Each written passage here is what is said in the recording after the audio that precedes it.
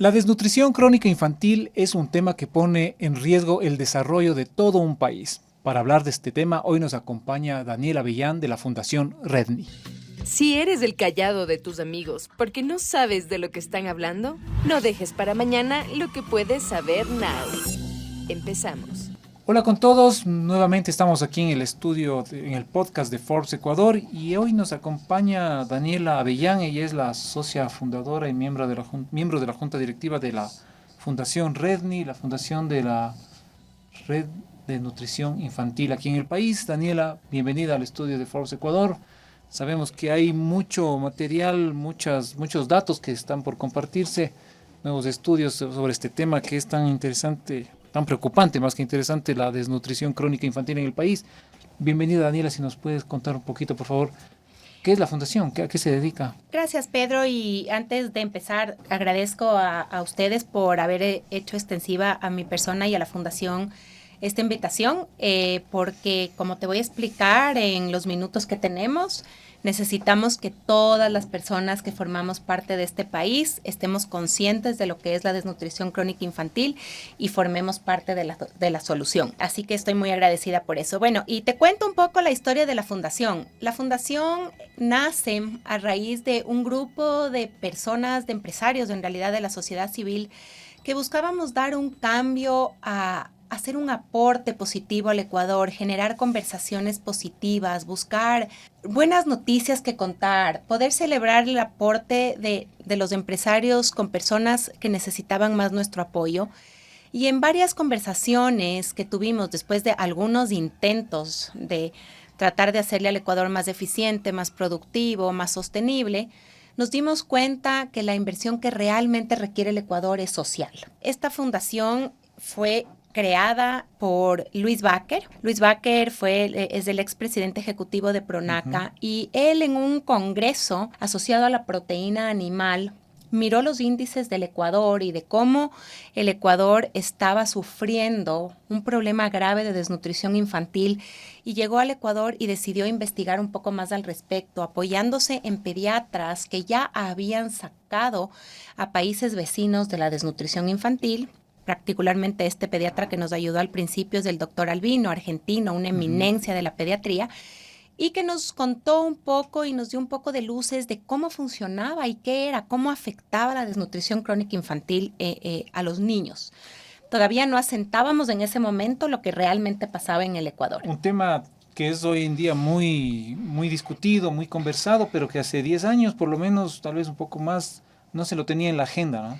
Así es, y eso es la pena enorme que nosotros descubrimos, que la desnutrición crónica infantil no es nueva, pero lamentablemente sí es increciente totalmente. Todos los días los índices empeoraban y nos dimos cuenta cómo sí se hacían esfuerzos por combatirla. No es que no se hacían esfuerzos, pero los esfuerzos no traían frutos porque la desnutrición crónica infantil no estaba lo suficientemente estudiada y no estaba lo suficientemente comprendida.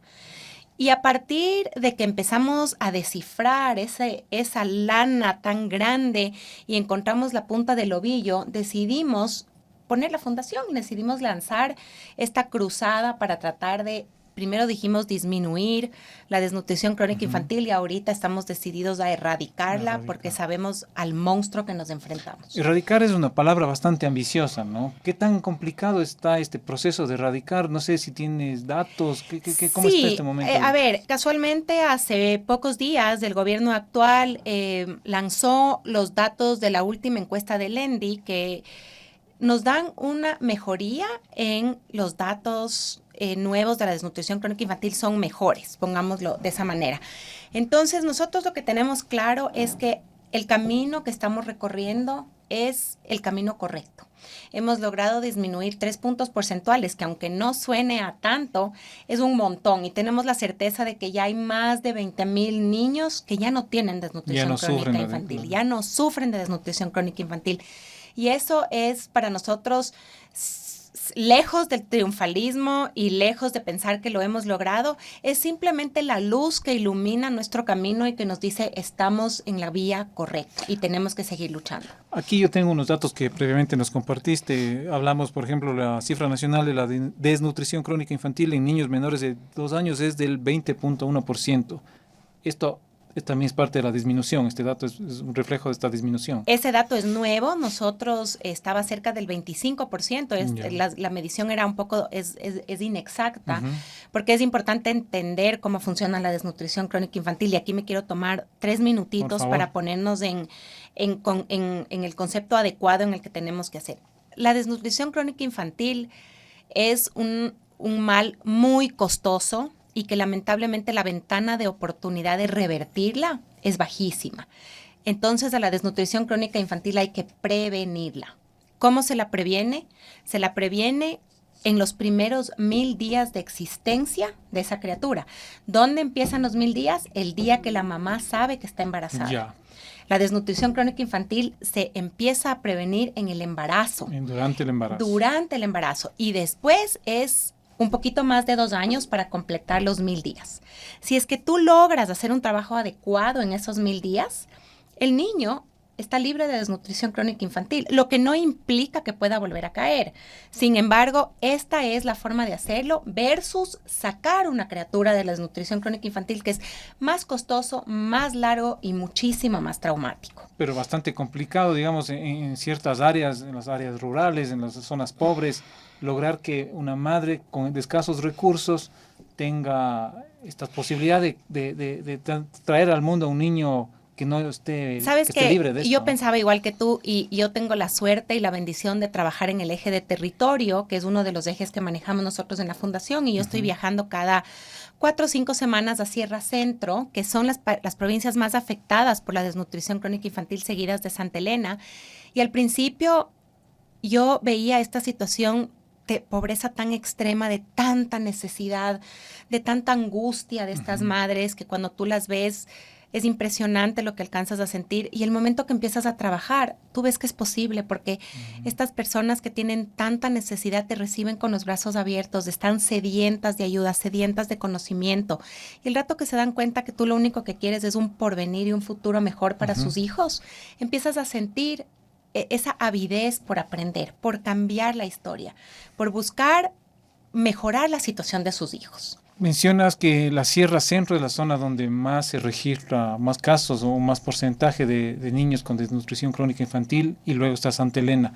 ¿Cómo se va abordando? ¿Cómo se llega a estos territorios? ¿Cuál es la manera de acercarse a las madres, a las futuras madres, a los hogares que están con niños en situación complicada? A ver, la Sierra Centro es un problema muy grande y es peor que un problema muy grande, porque los 2 peores índices de desnutrición infantil los manejamos en Sierra Centro y el peor está en la población indígena. Entonces, ahí es en donde la cifra, lamentablemente, es más alta y más elevada. Y esto es una ecuación perfecta, porque la desnutrición crónica infantil es multifactorial. Y tú necesitas de varios factores para poder tener un niño bien nutrido.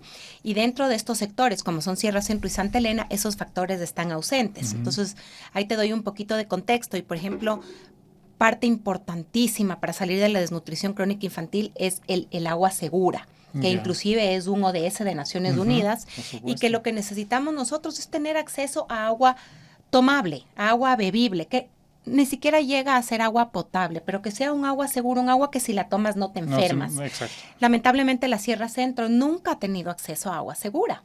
Entonces ahí tú ves una de las cosas que agudiza la desnutrición crónica infantil.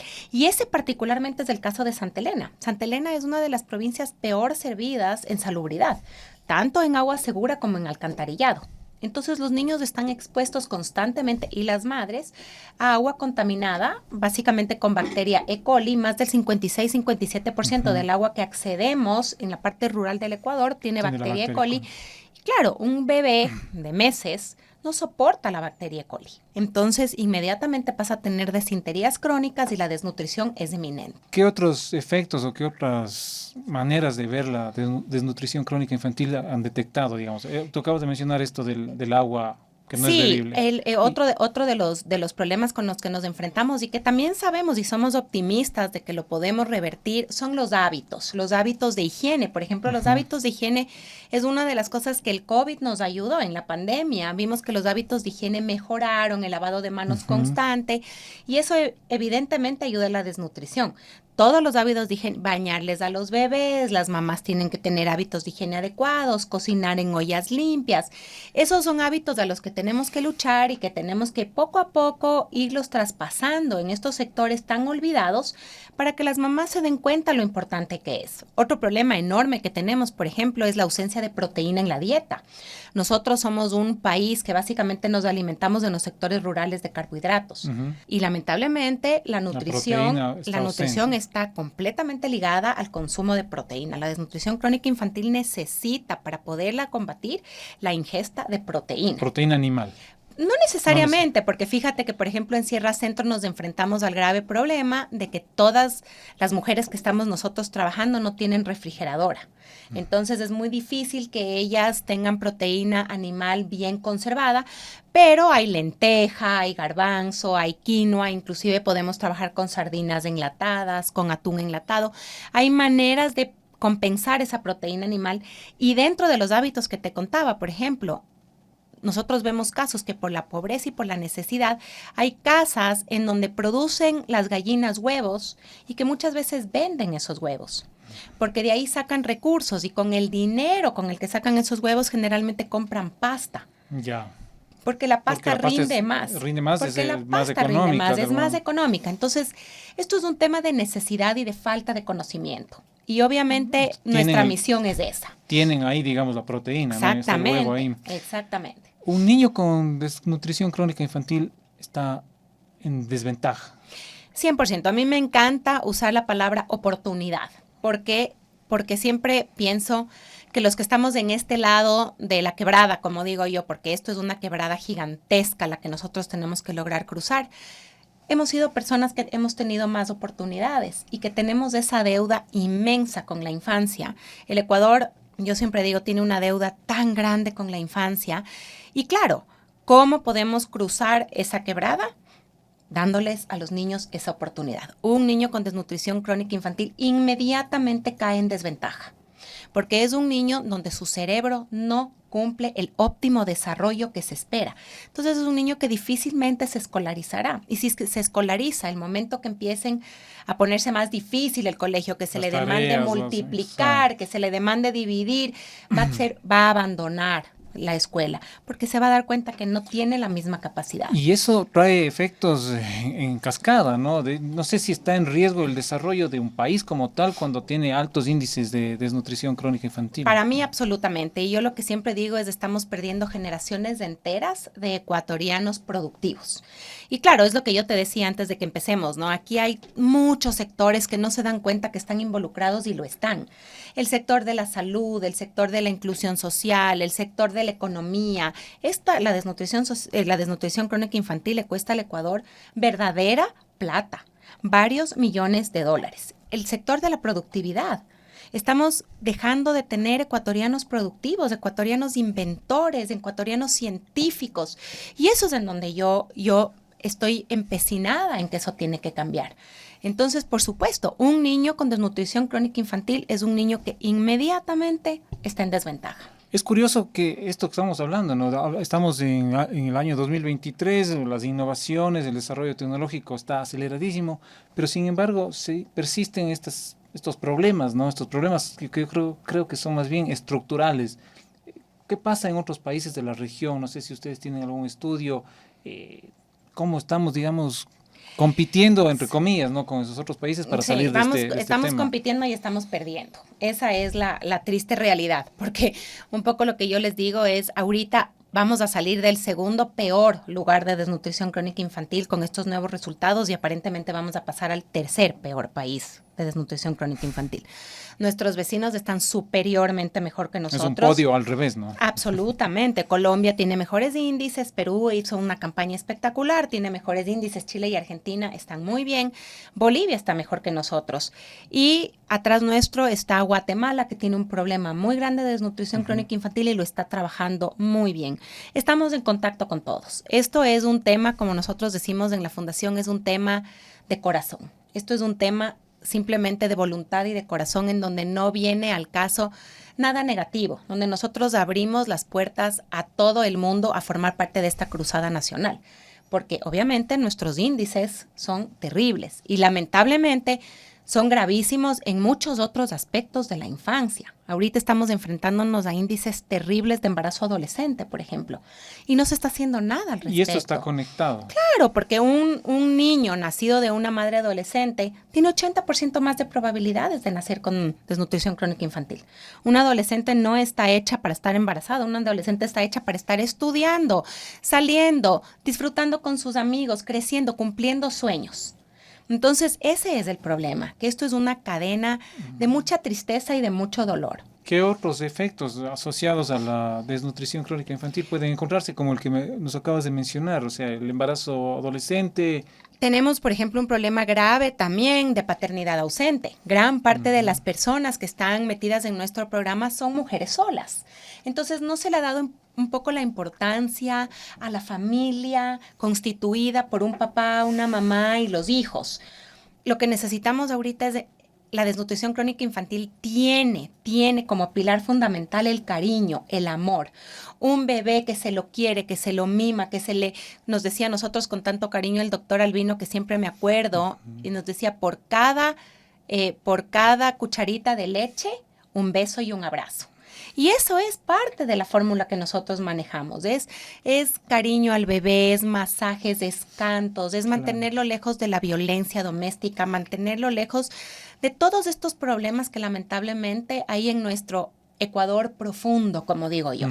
Todos los ecuatorianos deberíamos proponernos ser un poco más sensibles con la realidad de nuestro país. ¿Qué contactos tienen ustedes con las autoridades, digamos, hablando de ciudades, ya del gobierno nacional? ¿Cómo están respondiendo, cómo están acolitando, digamos, para dar este amor, este afecto que tú mencionas? Ese es un tema que nos ha dado mucha satisfacción porque es un tema al que nadie se resiste. El amor a los niños es un tema que conmueve, es un tema en donde de verdad es imposible decir que no. Y nosotros somos una fundación apolítica. De hecho, nosotros trabajamos con los GAT seccionales en cualquier lugar en donde nos instalamos. Inmediatamente involucramos al GAT seccional de esa provincia, a los tenientes políticos, a los alcaldes, a los concejales, porque necesitamos de todos. Ahorita el gobierno ha hecho un excelente trabajo, ha hecho una inversión muy buena y se lo ha tomado muy en serio y ha sido satisfactorio. Y yo estoy segura que el gobierno actual se va a acordar del tema de la desnutrición crónica infantil para siempre. Se va a acordar porque es darte la oportunidad de cambiar la historia del Ecuador. Y los dos candidatos que están ahora, estoy segura que van a hacer lo mismo. Nosotros nunca vamos a tener preferencias políticas. Nuestra única preferencia son los niños.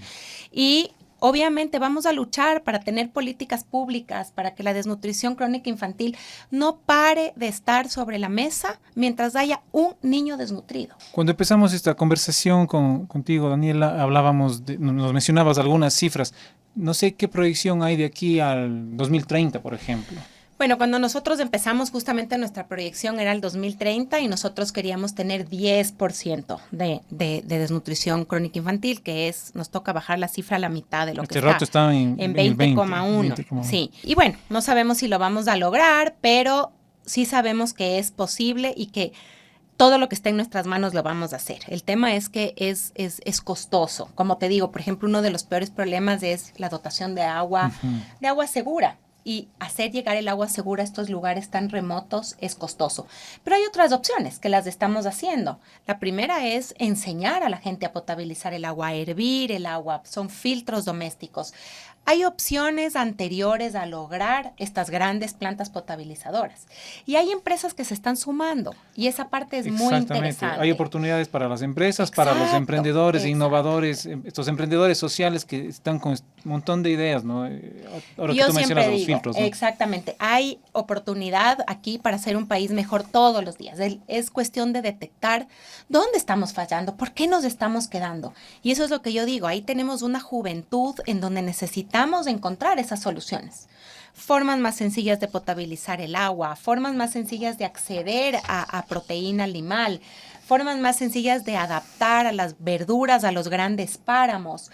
Entonces hay muchos retos por delante. Daniela, ¿cómo pueden hacer nuestros oyentes, las personas que nos están escuchando esta entrevista, este podcast, cómo pueden acercarse, cómo pueden colaborar? Bueno, todo el mundo está invitado a ser parte no de Redni, de la lucha contra la desnutrición crónica infantil, porque esto tiene que ser una cruzada nacional. Es la única forma que lo vamos a lograr. Redni pone a su disposición, dentro de nuestra página web, un botón de pagos en donde tú puedes donar lo que puedas, donde tú puedes donar lo que tengas, donde un niño puede donar su alcancía y simplemente ser parte de la solución. Ese es nuestro plan. Y tenemos estatus diferentes de donaciones. Hay grandes empresas, por ejemplo, que se nos acercan y nos dicen, mira, yo quiero hacer mi responsabilidad social de este año con ustedes. Y nosotros lo que hacemos es, metemos esto en un pot de Redni y empezamos a atacar los lugares en donde más se nos necesita con nuestra fórmula, que son centros aliados, donde junto con el Ministerio de Salud proveemos y nos aseguramos que hayan vacunas, donde nos aseguramos que haya chequeos médicos, chequeos ginecológicos, chequeos pediátricos, donde se hace una dotación de alimentos y sobre todo donde se transmite mucha educomunicación, en donde se dan hábitos saludables, hábitos de higiene, hábitos de crianza con apego, etcétera, etcétera. ¿La página web nos puedes repetir, por favor? Sí, es www.redni.org. Bueno, igual eso lo vamos a compartir en nuestras redes, en nuestra página web también. Daniela, muchas gracias por visitarnos, por compartir estas buenas noticias. Digamos, se está reduciendo el tema de la DCI y esperamos tener mejores noticias en el futuro. Por favor, cuando existan estas noticias, muchísimas gracias a ustedes, Pedro, porque me encanta que todo el mundo sea parte de esto y que transmitir buenas noticias se convierta también en un hábito de los ecuatorianos, que nos estamos acostumbrando únicamente a hablar de malas noticias y de tragedias, pero también están pasando cosas buenas y sobre todo hay oportunidad de que pasen cosas mucho mejores. Así que están todos invitados a ser parte de la solución. Muchísimas gracias. Estuvo con nosotros Daniela Avellán de la Fundación Redni para hablar sobre la desnutrición crónica infantil. Ahora ya sabes de lo que todos están hablando. Esto fue Forbes Now, en el podcast de Forbes Ecuador.